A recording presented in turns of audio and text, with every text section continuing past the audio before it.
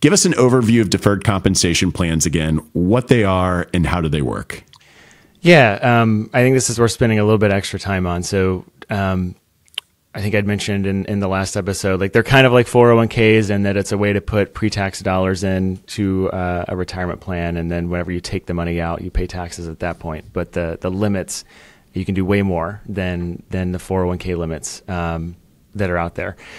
There are some pretty key ways that they're very similar to 401k plans, and there's some really, really important ways that they're different. And so I thought it'd be helpful to chat through those a little bit today. Both 401k and a deferred comp plan, you're going to make contributions to them through payroll.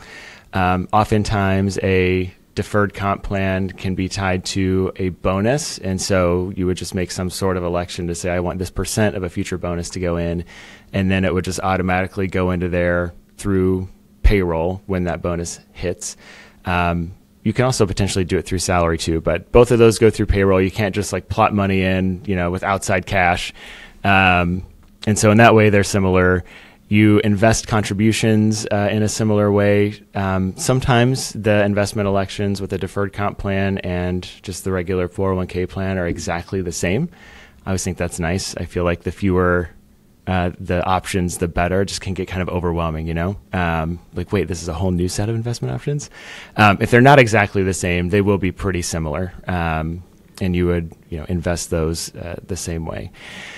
And the third one is that they're all taxable as ordinary income upon withdrawal. And that's kind of where the similarities stop. So I think from your listener's perspective, a really important difference is that deferred compensation plans are a lot more rigid than 401ks. So there's a ton of flexibility with a 401k, especially once you've hit 59 and a half.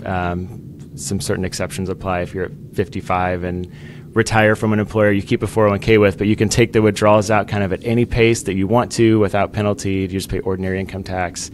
And then eventually, Uncle Sam says, hey, you've deferred long enough. We're going to make you start taking distributions, but that's at 73 or 75. But you decide how much and when you want to take money out, and you can just make that decision and process a distribution within a day or two. With deferred comp, you actually make not only a contribution election up front, but how that money is going to be distributed. You decide that in advance too, before the money's even earned and put in there. And so that can be something like, I wanted to pay out in 3 years. I wanted to pay out the year after I retire. Or maybe you want to pay out frequently. What we look at doing is to say, the year after you retire, when you're going to be in a lower income tax bracket. That makes sense. This is how you win this game, right? You defer taxes when rates are high, and you want to take money out and pay taxes when your rates are lower. But not only do that after retirement, often makes sense to kind of spread that out too. And so maybe you want to start the year after you retire over a 5-year installment schedule or a 10-year installment schedule. And you got to know, have an idea of what cash needs might be then, right? Because if you turn around and decide later, like, oh, well, this worked great the first year, but, year 2, it'd be nice to just kind of have the rest. That's not an option. You can't change that. So you decide distribution elections up front. You decide contribution elections up front. And for the most part, there's an exception I can talk about. You're kind of stuck with those distribution elections.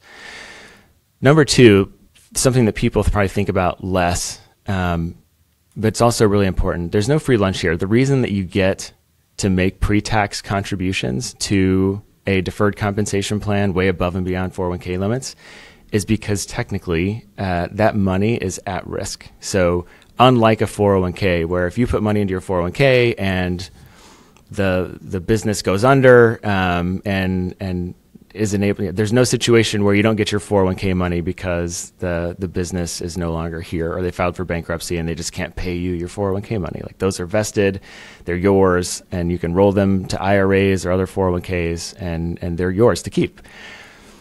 With a deferred comp plan, you are technically a creditor of the company, and their ability to pay that to you is only subject to, they actually can do that, right? And if they do file for bankruptcy, you're kind of in line with all the bondholders and other creditors trying to get money from the company. And so in that sense, like, there's a company-specific risk component here, similar to owning an individual stock, in that company, I think it's different. It's less of a impact as I'm thinking about how much to have in a deferred comp plan versus how much to have in a single stock position, because that stock position is probably going to move all over the place. It's kind of how it works, right? That company risk only comes to bear if the company is unable to honor that commitment to pay the compensation that you deferred down the road. So it could be catastrophic. I think it's much more likely to matter, or sorry, much less likely to matter, but still really important to know because that money may not come back to you.